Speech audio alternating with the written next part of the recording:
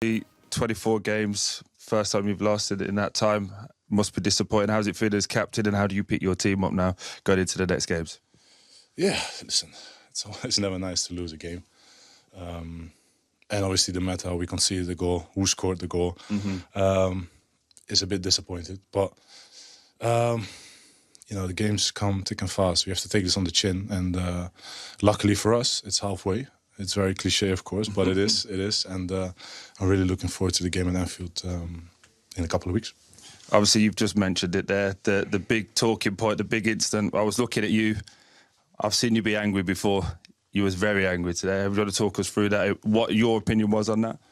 It was a solid tackle, in my opinion, and I think everyone else can agree with that. It was a yellow, worthy of a yellow. Obviously, we played on, and when the ball got with the goalie, I think Costas got some treatment, and obviously I was asking where's the yellow, and obviously there's a linesman, there's a fourth official, but no one wanted to take that big decision because obviously it's going to be a second yellow, and eventually obviously it's quite ironic that he scores the winner tonight. And obviously he scores with Tsimikas being off the pitch as well, which must feel like a double blow as well, right?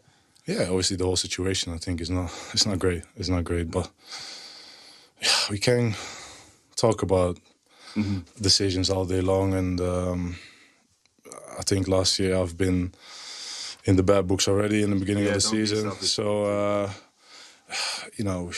we just keep going. I think the ref today with his team made a mistake in this particular moment. Everyone unfortunately can make mistakes, but it was quite an obvious one in my opinion. Yeah, and then I just want to say on the performance, it felt a little bit disjointed. It wasn't. I've been at 5-6 of your games this season. The tempo of the ball wasn't moving the same way. Again, I was watching you vividly telling people, come on, concentrate, get into the game. Did it feel a little bit off from the start? I think obviously the break didn't help the start. I won't blame it because I think the first couple of balls we give away too easy. Obviously, they want to show a reaction, obviously, from the last game we played against each other, and we all knew that. I've mentioned it before, and we had to be much more solid in possession in the beginning, switch it from side to side, and don't give them really momentum to get into the game. And I think we did it better, obviously, towards the end of the first half, in my opinion. Second half was also at times better, but obviously not consistent and good enough, and we have to work on them. Just looking ahead for the rest of the season, obviously coming into this season, the outside noise was it's going to be a difficult season for you guys, a lot of change, etc., etc. How do you feel you will manage the second half of that season now with expectation that you're going to win not only league but everything else? Listen, I think if you play for Liverpool, I think the expectation is always there. And I'm really looking forward to everything that's coming our way, all the difficult moments that will come our way. Obviously, hopefully, a lot of good moments. And I think it's only a beautiful thing to be in the position where we are. So embrace it. And that's why I will mention to the boys as well. It's a very privileged position. We work so hard to be in this position. So let's keep working hard and let's see what it brings us. Absolutely. Appreciate you as always, big fella. Nice to see you, bro. All round, but let's be honest, should he be on the pitch? Well, I think if Stuart Atwell gets the first one right when he gives him a yellow card, he puts himself in a position, Stuart Atwell, because I don't think the first one is a yellow card when he goes in here. Bergvall, this was one on Luis Diaz. The only thing I would say with Bergvall, it gives Stuart Atwell an opportunity, a decision to make, and I think Stuart Atwell got that one wrong. I don't think that was it, the yellow card. I mean, when we go to the second one with Tsimikas, I've got no defence for Bergvall. I think that was this one here. You see he lunges, he catches Tsimikas, and that one should have been a yellow card. If he gets one right, one wrong, you can't even it up. And Liverpool are certainly punished off the back of that with a few seconds later, the ball in the back of the net. It's very difficult for anybody to understand, isn't it? How if you get booked for the first one, you don't get booked for the second. And the second one there is worse than the first one, which doesn't make a lot of sense. And you can see Bergvall running off, with his head between his tail between his legs, if you like. Because if you look at that one there, it's rash. And when he's starting to get closer to Tsimikas, you're kind of cringing because a yellow card's coming. And then the referee doesn't give it. It's baffling. He plays the advantage, and we are fully expecting him to go and find Bergvall, and Bergvall goes. Bergvall goes over the other trying side. to hide, Yeah. but it has a monumental effect on the rest of the game, because what then happens? He has to come off for treatment, then that leaves Liverpool with 10 men. So you can see him here. He has to come off for 30 seconds. That's the rules. So not only do you still have Bergvall on the pitch, Liverpool now have to play with 10 men. And you can see that it obviously changes the shape of the team. You've got Endo and Virgil van Dijk. You've got Diaz playing now as a left-back. And it just has a huge effect. But what I will say is Spurs certainly make it count. It's a brilliant piece of forward play. He gets hold of it and he plays Bergvall in, who's the one minute he's the villain for Liverpool, and he becomes obviously the hero for Tottenham Hotspur. A brilliant piece of play from their perspective. But if you are a Liverpool player, Liverpool coach, Liverpool fan right now, you are thinking, how on earth is he on the pitch? And not only that, why is our left back not on the pitch? They are absolutely seething here. But that's a great goal. Oh, I take nothing away from the goal. It's brilliant. Solanke, absolutely magnificent, who I thought absolutely worked his socks off. Not just that, he's been like that all season. A lone striker running in. He then gets his body between him and Kanate, so he can't get it, and then he sees the run from Bergvall. But I can understand Liverpool's frustration. You'd be fuming, wouldn't you? Once the first yellow card has been given, and then you see the tackle on Tsimikas, if that's the other way, you want in the second yellow card without a shadow of a doubt. I mean, the ridiculous thing about it is we constantly demand consistency, and we sometimes think, well, different referees referee games in different ways and so on and so forth, and we'll view... But the challenges are virtually identical within 10 minutes of each other in the same game with the same referee. So in that sense, you can legitimately ask, where is the consistency? Well, I'm not one for the fact that if the referee felt something inside him where I maybe shouldn't have given a yellow card for the first one, I don't think you can then carry on the game and go, well, I'm going to make up for it and not book him for the second one, which is, for me, a more obvious yellow card than the first one. Yes, on the first one, he doesn't really make contact, but he's running at speed, Diaz, down the wing. He gets away from Bergvall, and there's minor contact, if any, but the referee's seen it and gone, yep, that's a yellow card. And it's the second one for me. It's 100% a yellow card, and therefore he shouldn't be on the pitch, and the guy's got the winning goal. But Do you think the first one's a yellow card? Well, but it becomes irrelevant, doesn't it? It does, but do you think the first one... But what I will say is, I think what saves Bergvall is that they pay an advantage. I think if it would have been an initial foul, he blows up, I think all the players would have got round him, and I think it would subsequently been a second yellow card. Yeah. But I think because there's such a long passage of play after it, I think that's maybe what ends up saving him. Because you think, OK, so much has gone on. But I was always amazed that Liverpool players didn't make more of a fuss about it. They sort of almost let it go. Well, they did go and question the referee at the end, Virgil van Dijk in particular. And you can see him saying, it's a second yellow, it's a second yellow. Let's hear from the Liverpool captain with Patrick Davison. Virgil, we saw you talking to the referee at the end. Probably don't need to be a detective to work out what it was about, but can you give us an outline of what you said? Listen, I think it was quite obvious that it was going to be a second yellow. Obviously, I think it was pretty clear, and it was a coincidence. Then a minute later, obviously, he scores the winner. But listen, it is what it is. He made a mistake in my opinion, and I told him that. And he thinks maybe he didn't, but it was quite obvious, I think, and everyone on the sideline knew exactly that it was supposed to be a yellow. Yeah, I mean, on top of the fact that, I think everyone would agree it should have been a second yellow. Am I right in thinking you were then without Tsimikas on the pitch at that second that the goal goes in? I have no idea. Obviously, it goes quite quick. The fact is that he should have been off. I think there's a linesman there, there's a fourth official there, there's VAR, there's the referee, and he doesn't get a second yellow. I'm not saying that this is the reason why we lost, of course, tonight, but it was a big moment in the game. Okay, what was the reason then that you lost?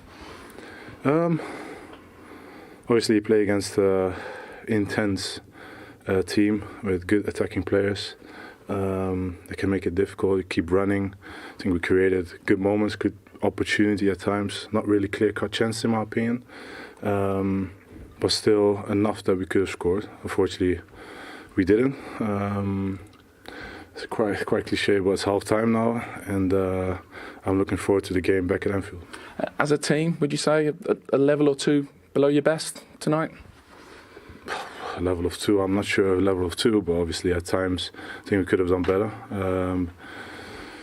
But that's part of football as well. You try to play your best game ever, every one of us, and at times we played through them nicely, and we created some 1v1s on the side and some dangerous moments. But they were able to defend it much better than they did when we played a couple of weeks ago.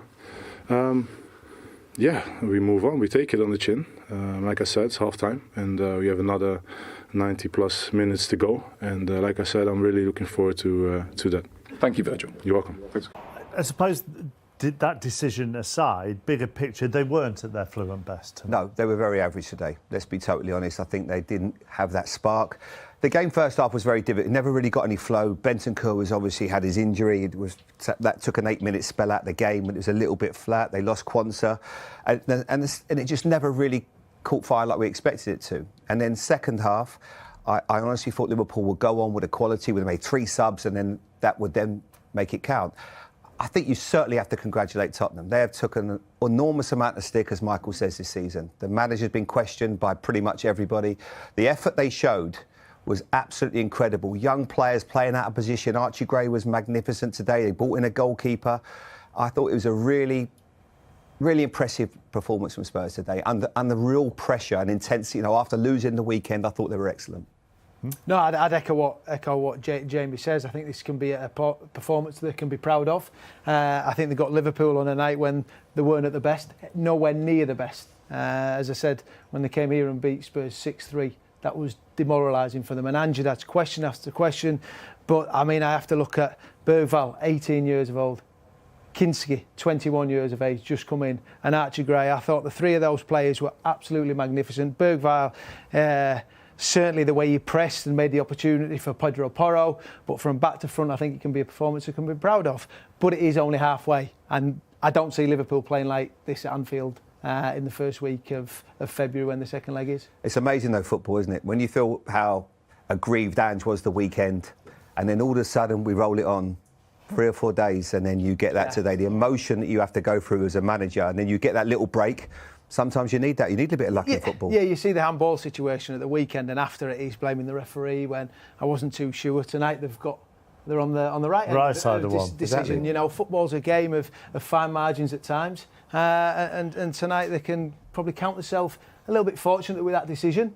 But then on the other hand, I think you'll be proud of the performances. I just don't think Stuart wants to go back on the mic again. It feels like Gladiators. Well, Gladiators. That was a momentous moment as well. Let's get some reaction from the Spurs camp, shall we? Dominic Solanke is alongside the man who made his debut tonight, Anthony and Kinski. They're both with Pat. It's well played. Anthony, a special night for all concerned with Tottenham. For you, maybe even one of the best nights of your life?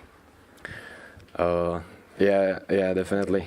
I would say I'm a big dreamer. I always make my own visions of the future, but probably this dream I have never dreamt this one. So yeah, amazing, and I'm really happy for the whole club because I came 3 days ago and everything works so good. All the people are kind. So.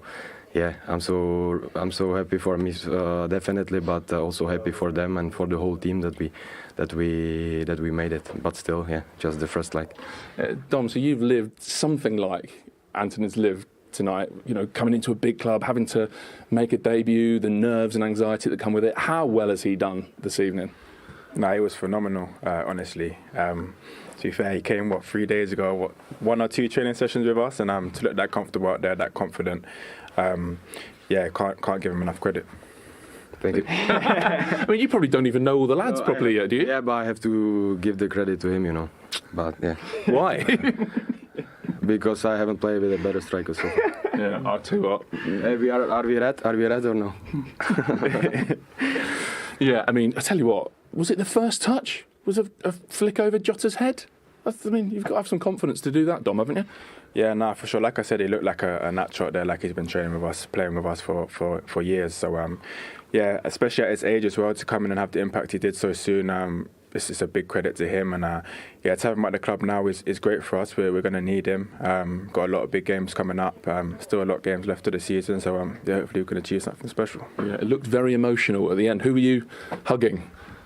It was my sister, because yesterday I got to know that there is a possibility of me being in the goal today. So I called them immediately, and my sister came, her boyfriend, and my parents. So I was so happy to have them here in such a special night. Was that because your dad was a goalkeeper as well, played for Czech Republic? Was that him just behind your sister? Yeah, it was him. Yeah, I hope he's proud. Yeah. Oh, I'm sure he is. That's the thing, isn't it? I mean, you know it as well, Dom. It's not just a special night for you; it's the whole family. Yeah, definitely the whole family. Because my grandfather was also a goalkeeper, so he was watching as well, definitely. So I hope they are all happy, and I'm happy for them. Lastly, Dom, talk us through your highs and lows tonight. 76th minute, I think, looks like you put Tottenham 1-0 out and it doesn't happen. And then, what a hand you had in Lucas winning the game for you. Yeah, that's the only thing I don't really like about VAR when I score. When it takes your goals away. Yeah, exactly. It's a bit of a killer. Looked quite close, to be honest, so a bit unlucky with that one. But we managed to still get the goal. It's a great ball from Pedro, and I had to get there first, use my body and play Lucas, and it was a great finish from him as well. Well played, both of you. Brilliant. Thank you. Well done, Anton. He was very happy at the end. He's confident, isn't he? Lovely reaction with Postecoglou. And then, as we heard, into the crowd, that's his sister, and his family was there as well. And he comes from good goalkeeping stock. Dad a goalkeeper, grandfather a goalkeeper. What? It's just a great story, isn't it? Yeah, very, very proud moment. As you say, he's only been in the building 3 days, and then to go out onto the big stage and get the opportunity at 21. I mean, Spurs have needed a goalkeeper. You know, Fraser Forster, the experienced number 2, has come in. Obviously missing at the weekend with illness. So it was a big night for him, and he didn't disappoint. He certainly excelled. He went out there with an enormous amount of credit, confidence, belief in his own ability, and this boy didn't disappoint. I mean, you see just there, he catches it, sees it was Jota coming in. Everything he did, even here closing the angle, I thought this was a great save with Núñez. He stands big, gets his arm up. I was just, he used class, he used confidence, he did everything in his own time, and a real proud night. Great save, that one. Yeah, great save. You can imagine, I mean, as a kid growing up with obviously his dad was a keeper, his granddad, I mean, they probably didn't do a lot else. But it's great, you know, they are catching oranges in the house. I mean, you get genuinely, that would have been what it was like in that household. Yeah. That he's been... It's a lovely insight into what footballing families do, isn't it? He's been born into the game, you know, and it gives you... But even what I like all of that. I like what you just shown there, but I also like how he was with everybody when he walked off, and he's high-fiving people. He's obviously got a nice way about him. He's enjoyed the moment. I mean, he's an incredible talent. 21 years of age. He needed a bit of luck, obviously, with Trent's shot when you get one of your centre-backs gets in the right position for you. But all in all, what a debut for him. But also, what we expect from goalkeepers now, and particularly what's expected from them here, and to only have those 3 days and to understand where the position of your teammates are when they need you to have the ball at your feet, that's where the credit is. Yeah, as well. I think it's common knowledge now in modern football that goalkeepers need to be able to play with their feet, and you know he's not had enough time to. He's obviously been recruited at Tottenham for a reason. You know, he's clearly got a huge amount of potential, but he's clearly got a huge amount of ability right now in the moment, and he showed it tonight. Confidence. He's got probably one of the best front threes in the league, if not Europe, pressing him tonight in terms of Salah, Jota, Diaz when he came on, Núñez, Curtis Jones adding to that press, and he just looked confident. It was fantastic to watch. Did your dad used to throw oranges at you for you to keep them up? We will hear from both managers. Usually able to walk into these interviews and provide a very calm analysis. Is that a bit more difficult to do this evening? No, not at all. It's 15, 20 minutes, half an hour after the game, so it's not so difficult to be calm. The moment it happens, it's more difficult to stay calm. But afterwards, you have to accept the decision, and that's what we have to do. Yeah, okay. I mean, obvious question, I suppose. What do you make of the decision not to give a second yellow to Lucas Bergvall? I think everyone who stands in front of camera will tell you that it had a big influence on the game. It didn't feel to me as if we were ever going to lose here. You never know, in the moment things can change. This is what we saw. So it was The decision he made had a lot of impact, of course, on the result tonight. And there's nothing else I can say about it. It is. I think everybody would tell you this. Yeah, there are loads of consequences that kind of ripple out from it. One of them being, Tsimikas is then not on the pitch to help you defend the goal. Yeah. That is in general a rule I definitely don't like. Not only about today, but it happened during this whole season, that if a player is injured or gets a hard tackle, it's not always necessary to give a yellow. Maybe this time he did, but not always necessary to give a yellow. But if a player then gets treatment, then he always has to go out for 30 and sometimes 45 seconds. I don't really understand why this is always necessary, but okay, it's a rule, so I accept it.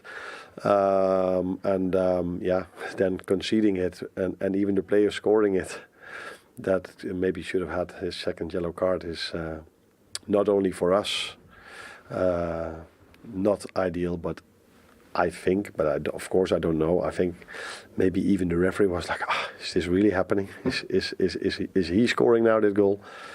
But he couldn't change it, and he didn't have to speak to the whole stadium why he made the decision, because it wasn't a VAR decision. Have you spoken to him now in the tunnel?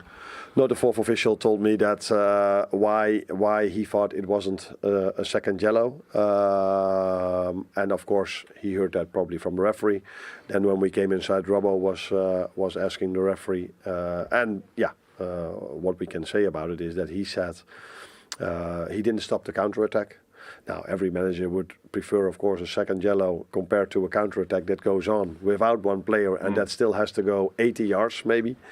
And then the second thing is, if you stop a counter-attack with a reckless challenge, then he could still give his yellow, but he didn't see it as a reckless challenge. And probably that's the second thing we can debate about. So, yeah. It is what it is. The positive thing for us is that we hate to lose. I hate to lose. But the good thing is, if you ever have to lose, it's better to lose when there's still a second leg to be played. Why was it such a different game to the league match here 2.5 weeks ago? I'm not so sure if it was such a different game than it was back then. The biggest difference is that we saw 9 goals back then and we only saw 1 today. But I think it was, again, a game where both teams wanted to press the other team high. Again, it was a team where both teams wanted to bring the ball out from the back. And chances, but not as many as the last time. But for me, I like this performance from us a bit more than the one on Sunday. But it's also a completely different game, facing a team that wants to play the ball out from the back, facing a team that plays with 4 attackers instead of 2, facing a team that presses high instead of a low block. So, yeah, that's also completely different than last Sunday. In possession, would you say tonight, not quite at your best, or is that down to what you've just outlined with the way Tottenham press, the number of attackers they have? Sometimes if you play with more attackers, that doesn't help you, not always in the way you press and in defense. So that's probably not the excuse, but we always knew that they would come up with a reaction after the 6-3. We always knew how important this is, not only for the players but also for the fans over here. So we could expect maybe something else. But I do agree with you. We probably played one of our best, maybe the best game against Tottenham 2 weeks ago, and we're hoping to reach this level every single time. But that's not going to be easy. That's also not going to happen in the upcoming 20, 30 games we're going to play. This, for me, was definitely good enough to go away here with a result. I think we maybe even deserved, as a minimum, we deserved to have a result. And maybe even with 1 point, I would have been a bit disappointed. But to go away with a loss is definitely not what we deserve today. But it does set you up for the second leg at Anfield, all to play for. It's clear what we have to do, but everybody knows about the injuries of Tottenham, and the window is still open, so they can come up maybe with even a stronger team at Anfield. The good thing for us is then we are there with 60,000 people, far from ideal starting position when we play the second leg. But the good thing is we have a second leg to play for. Thank you. You're welcome. I mean, it is set up brilliantly, isn't it, for that second leg? The atmosphere and the needle around Anfield, given the way that winner was scored, will just go up a couple of notches. Yeah, and Virgil van Dijk, when he did his post-match interview, was already referring to it, and it's in 4 weeks' time. There's plenty of games to be played between now and then, but like you say, I mean, that adds an added spice to what will already be a fantastic game. Yeah. Yeah, absolutely. I mean, it has been Obviously, Sunday was tough with the result, because I think everybody in that stadium thought they were going to wipe the floor of Manchester United. It didn't happen. Today, I certainly felt that Liverpool, with the team that he picked, would have won this game. They go to Accrington. Is Accrington at home?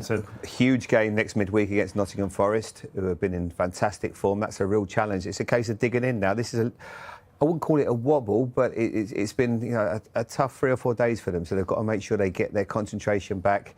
Still a lot to be played in these. And I think it's the same with the game we watched yesterday as well with Arsenal. That isn't over yet. That's going to be a really tough game for Newcastle. They've got to get across the line. But what Michael said it at the start of the show, he said, just give themselves something to go on for Tottenham Hotspur, and that's what they've certainly done. Oh, 100%, Jamie. Yeah, they can be proud tonight, like we've said, and they take the lead to Anfield on February the 6th. But the other positives from side, you mentioned some of the young players. You mentioned the goalkeeper and Archie Gray and Bergvall, but also those players who have maybe been more squad players over Jed Spence playing as a left back. Dragusin, who's been in and out and had to go off at the weekend with illness at half time, was excellent alongside Gray. And these players have been questioned well over recent weeks, and it's all well and good talking about your Mickey van der Vens, your Romeros, your Vicarios. How much these players feel?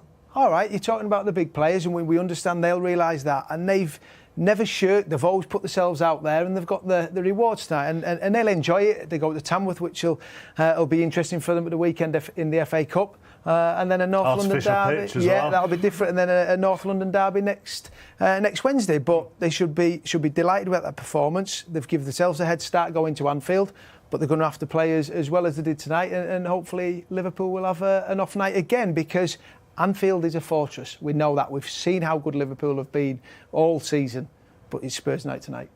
What was going on? Anything? Did it work?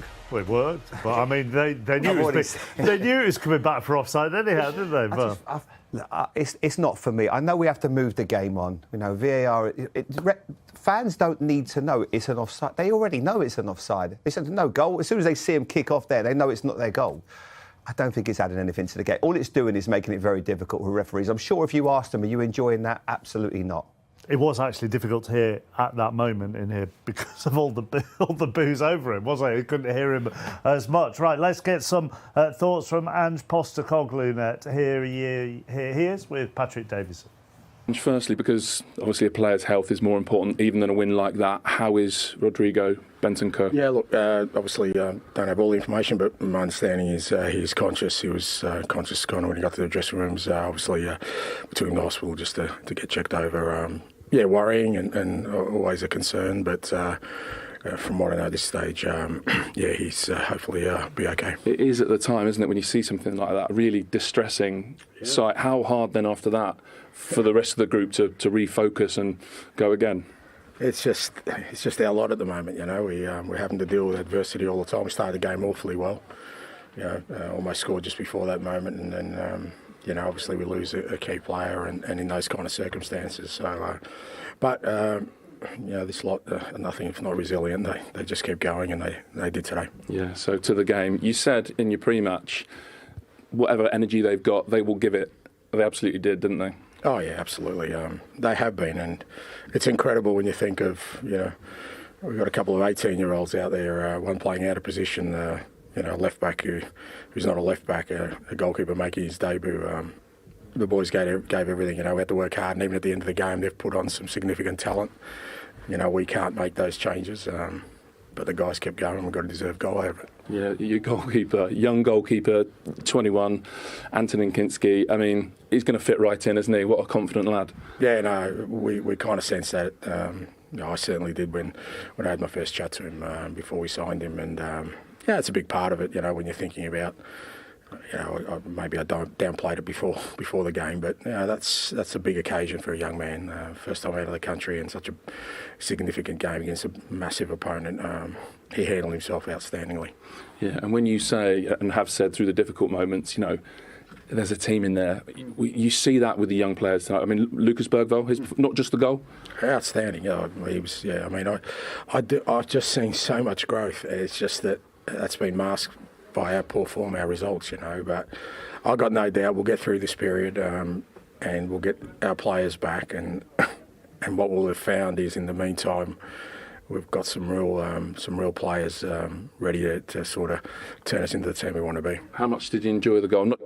The work from Dom Solanke is top draw. Yeah, unbelievable. Again, I don't know where he gets the energy from, and you know, at times I feel sorry for him, you know, just to give him a bit of a break, but he just keeps soldiering on, and, you know, against two pretty big centre halves there, and he still had the composure, and unbelievable finish. Look, I thought we deserved it on the night. You know, there was fine margins. The offside was, you know, just so close. We had a great chance before that. So, you know, I think we deserved the victory, and really pleased the players get rewards. Yeah, I could see you shaking your head when the goal was disallowed. Is that just general dislike of VAR? Did you spot something particular or specific with that decision? If you're under any sort of illusions, yeah, total dislike. Not a fan? Yeah, no, that hasn't changed. And if people think that announcement tonight added anything to the game, I'm sorry. Was that the head shaking? Is that the reason? Well, I mean, really, just get on with it, mate. It used to be, you know, you put your flag up and the game goes on. But anyway, doesn't matter. Yeah, listen, look, I know before I asked this, you've had more than your fair share of bad luck. Did you get a slice of luck with the goal? Lucas Bergvall lucky to be on the pitch? Yeah, great question. No, he wasn't. He wasn't. Because because again, people misinterpret my comments from the other day. The rule is, and we've been told for quite a while now, that if advantage gets played, as long as it's not a cynical tackle, then the yellow card doesn't, because we've been screaming for it for the last 2 months. It's happened to us consistently. Have a look at our games. And we've asked the officials, and they've said, if we play advantage, as long as it's not a cynical tackle, then the yellow card doesn't get paid. Now, to me, that was pretty clear. OK, so it's lucky you didn't get your way and no one listened then. No, I'm saying, well, that's the rule. So we had to cop it for the last 6 weeks, and we kind of abided by the rules today. So given the context, everything around, I know it's only half-time, but this goes down as a special night, doesn't it?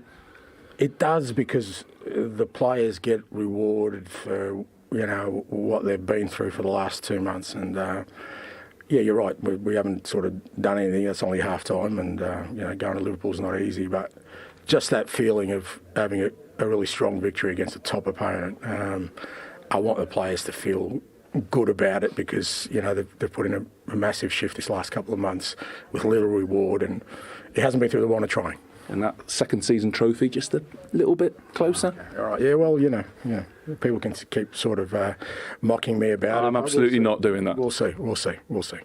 All right, thank you. Thanks, mate. Thanks, mate. We're not sure, are we, about this? I'm if pretty you play sure. advantage. I think he's got that wrong. Yeah. I think you are. Yeah, that's what I mean. We're not sure it's about not usual to go back and book somebody, but referees certainly can do that. And it was definitely a second yellow card. But he's obviously spoken to someone. I think when you speak to referees, I think most of them would say that I've seen it happen, and I think that's probably what ends up saving him, the fact that a lot happens after that. But I think if you everyone would say that is a second yellow card. It's a cynical tackle. I thought he might have come out and said he was unfortunate to get the first one, not the fact that. I mean, for me, it was a clear second yellow card. The second challenge was a yellow card, so that was a surprise for me. I thought he might have gone down the first one. Yeah. That's the first one. I mean, the other thing with what he said was, unless it is a cynical tackle, you could argue that is a cynical tackle. You could argue, couldn't you, Izzy? It's a very cynical tackle. We're trying to stop a counter-attack. He's stopping a counter-attack, but you can see it happening before it happens, because you know that he's already on a yellow card and you think he's actually going to get sent off here. And even after the play resumed, you just see this happening a mile off. He's trying to stop Tsimikas. He's on a high. He's had a fantastic game. It's a late challenge. Yes, it's a yellow card. It doesn't get given, and then ironically he goes on and scores the winner. Just one final thing on Tottenham. When we look ahead to the second leg, and we mentioned it earlier, there are a lot of players who've been missing tonight and have been missing recently. Suspension, injuries, illnesses. Several of them will be back for that second leg. Yeah, and that is huge. I said they couldn't win the tie tonight, but they could lose it, and I believed that. I mean, tonight was. You also said it'd be 6-0. No, I said it couldn't. No, I was here when it was 6. Yeah, no, I mean, look, the Spurs fans will have been coming knowing that only happened just before Christmas, and that Liverpool can do that to the best. And Spurs have been depleted with injuries, confidence, you name it. And then they had another setback when Benson Kern got injured so early on in the game, and they reacted tremendously well. But there's an awful long way to go in this tie. Believe me, going to Anfield, it's a tough. I wouldn't have picked 1-0 today, though. No. I didn't think they could keep Liverpool, but it just shows you how brave they were, how they defended, and that little bit of quality at the end. It was a brilliant performance from Spurs. In the Premier League, just a 1 goal tonight in favour of Spurs. Yesterday, Arsenal lost 2-0 at home to Newcastle United. It was Anthony Gordon and Alexander Isak that were the difference for the Magpies. And now we've got the second legs to come, and then the final, of course, on March 16th. Let's take you out to our rules expert, though, Christina Unkel, to get her thoughts on a couple of things that we saw tonight. Christina, I guess we've got to start with that yellow card, or the yellow card that never came. Should Lucas Bergvall have been sent off in the end, do you think? So I'm going to agree with the boys here. Yes, Nigel, I'm agreeing with you. That should have been a second yellow card for it. And to use Nico's words, you know, this textbook kind of a yellow card. And the reason we're giving it for is for the reckless nature of that challenge. Advantage is being given here, or at least the referee has not given the advantage in that respect of coming back and giving it to. He's allowing the game to flow in that respect. You can do this. This is allowed. But coming back to give that second yellow card, not because it's stopping a promising attack or a technical nature, but because the reasoning here would be for a reckless challenge due to the severity of potentially impacting that player. I mean, it's one of those where you pick your reason. It is also a tactical foul. They're going on the counterattack, and it's reckless, and it's late. And it's there, you know, you stop and encounter. I mean, it qualifies under every single check box for me that it's a second yellow card. Mm-hmm. Nico, you're in agreement? I mean, I'm putting myself in Arne Slot's shoes. I understand that you can have an off game. Liverpool have been exceptional all season long, save a couple of games here or there, in 2 games now that they've lost. And you're going to grind out a result somehow. And then you feel so hard done by a botched call, because this is a botched call. This is a clear and obvious error by the referee.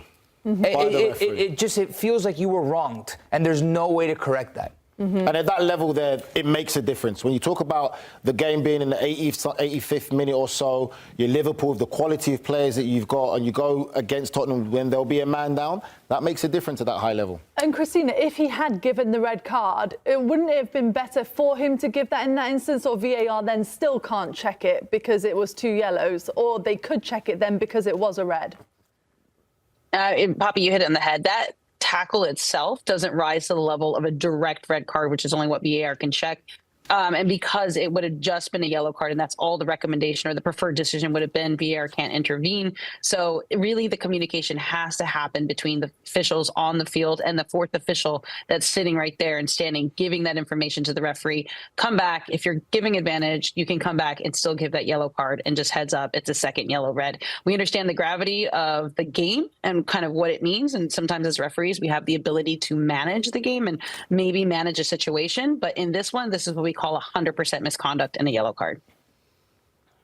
No, all good. Understood. She answered my question in that. Okay. No, she answered my question. Because I think the awkwardness of it, the only thing I could think of is that he let the play go on, and then he either forgot about it, or he was like, I gave him the advantage. I don't know. I'm just trying to see how it's possible. It's happened before. How can you make that mistake? Yeah, but Grilla, referees have played advantage before and gone back and booked players after, because they take an eye on it. So that referee there has to own it. He made a massive mistake in that game. Mm-hmm. There's no other ways to look at it. Okay, Chris. Oh, sorry. Go ahead, Christina. Yeah, I was saying the one thing, and kind of to Grella's point, that's what I kept trying to find on the clip, is the body language of the center referee. I never saw him put an arm up in the air indicating an advantage was being given. And that's kind of one of those things. I try to take a look at some different angles and whatnot. I don't see him putting his hand up. So therefore, he's indicating he doesn't even have a foul in the first place, which is why he would not come back and give that yellow card. And so that's just a conversation of, does the referee did the referee even see that it was a foul and gave the advantage, or did the referee not think it was a foul in the first place? That's really, from us, from an educational standpoint, what we have to identify first. Did he even see the play to even recognize that it was a foul in the first place? Right. Oh boy, if you're missing those, see that as a foul, then I don't know how he's refereeing. Yeah, if you're missing those, whichever way you look at it, it's an awful mistake of the referee. Period. There's no other way to sell this. But I mean, that's the nature of the game, right? The referees can also make mistakes. It's just that in this era with VAR, it feels like we're scrutinizing refereeing even more. Christina, I do want to ask you about something, a particularity that happened in this game. We finally got the in-stadium VAR announcements. I'm not a fan. I don't think it adds more than what we already know, Christina, but from the referees committee, you like this? So, Nico, I'm with you on it. There's certain situations, right? If right here, right, the goal being taken back for offsides is like, right, goal denied because of offside. Everyone's like, of course it is, right? So there's certain situations that are just obvious, that are factual. Also, Nico, you have a higher level, and I can say this, have a higher level of knowledge of the laws of the game than what I would say is the average footballer. And I have, done rules analysis or the laws of the game analysis around the world, and I could tell you, not everybody knows the laws of the game around the world. So I kind of defer a little to you on that, Nico. So I do like it for situations that might be gray, where people don't understand that it was a foul that occurred within the attacking phase of play. So everyone's focused on that final goal scored, but yet they didn't realize the conversion or the transition of play happened because of a foul. So there's certain gray and subjective areas that I prefer, and I appreciate it when it's explained. But for a simple offside, it just kind of seems a little bit unnecessary waste of time. But it's kind of fun to get on the mic as a referee. When it's subjective, I completely understand it. It might feel redundant, right? But I do agree with you, Christina. I would like an explanation. When it's a handball and you're like, why is that a handball? Explain. He's making his body unnaturally bigger. And from my judgment, from the distance of where that shot came off, convince me about your call, something like that. I don't know what the explanation is going to be. So I'm not texting you after the game, Christina, hey, this is what happened, and I'm sending you a 1 minute long WhatsApp audio message so I can get an explanation. Hopefully, instead of just saying, I deemed it was a handball, penalty. That's not going to give me, of course, you're giving the penalty. You thought it was a handball. Do you think they're going to explain why these subjective calls are being called the way that they are? I mean, there's a very big push to having the audio conversation between the VAR and the referee being public and available to be heard by the in-stadium, right? I believe cricket does it. So, or it might be rugby, but I know there's a push for that because I think that's what you're all are looking for, right? To your point with the handling as an example, your arm is outside a natural position. Okay, but how extent and is the arm moving towards it and how does that negate? So it's just finding those buzzwords, which is kind of what I do with you guys, where instead of taking 20 years of experience and explaining it, trying to bring that down into a very small sound bite to be able to communicate that information within 5 to 10 seconds in a live game and not taking an entire analysis. Well, it's going to be interesting, isn't it, to see you moving forward. Christina, good to see you. Thanks so much for joining us. We'll see you soon. All right, sounds good. Glad my technology worked today. Was a bit of a new look, wasn't it, to see them announce